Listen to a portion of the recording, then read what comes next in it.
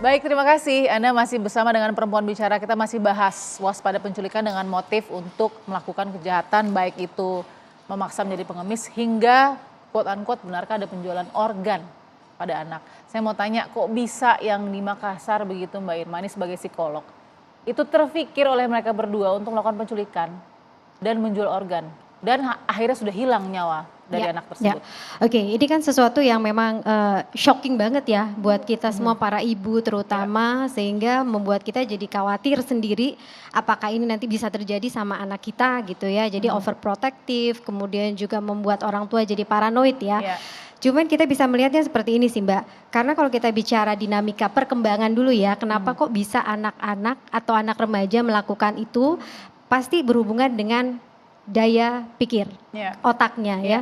Jadi kalau kita bicara anak dan remaja, terutama anak remaja itu sendiri, kemampuan dia berpikir logis, perencanaan, organisasi, membuat kesimpulan, pemahaman tentang resiko itu masih terbatas.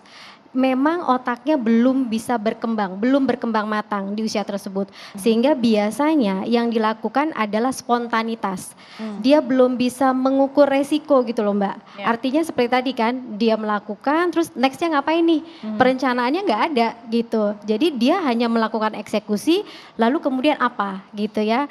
Dan yang kedua, saya juga bisa melihat di sini kalau kita bicara semacam mirror neuron. Jadi pantulan, jadi apa yang paling sering dia lihat. Jadi otak anak, otak remaja melihat apa yang paling sering dia lihat. Katakanlah gitu ya, dia menyaksikan, sering melihat konten-konten yang muatannya itu adalah kekerasan. Semakin sering dan intens dia lihat, dia tonton, maka jejak memorinya semakin menguat. Nah sehingga ketika tidak ada values misalnya, orang tuanya nggak ngajarin nih tentang norma sosial, mana yang boleh, mana yang enggak, itu akan lebih menguasai pikirannya. Sehingga buat dia itu adalah sesuatu yang normal dia lakukan.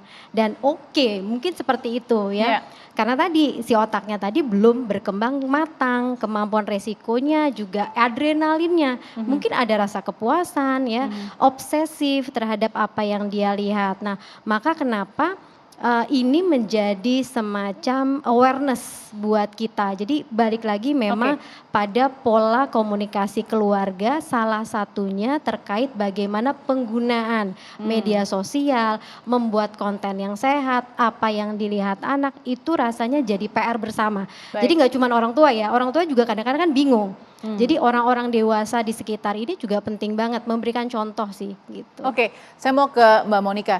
Jadi sebenarnya kalau membedakan profil pelaku kriminal, itu yang terpapar, ini kan tadi kalau penjelasannya Mbak Irma ini terpapar nih dalam kurun waktu yang mungkin tidak sependek gitu ya.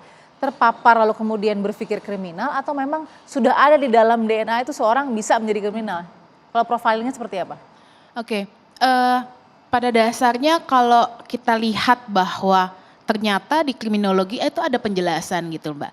Ada semacam turunan gitu ya dari tentunya dari kehidupan biologis gitu ya, di mana seorang anak itu bisa mewarisi gen-gen tingkah laku jahat dari orang tuanya. Itu ada penelitiannya, ada pembuktiannya.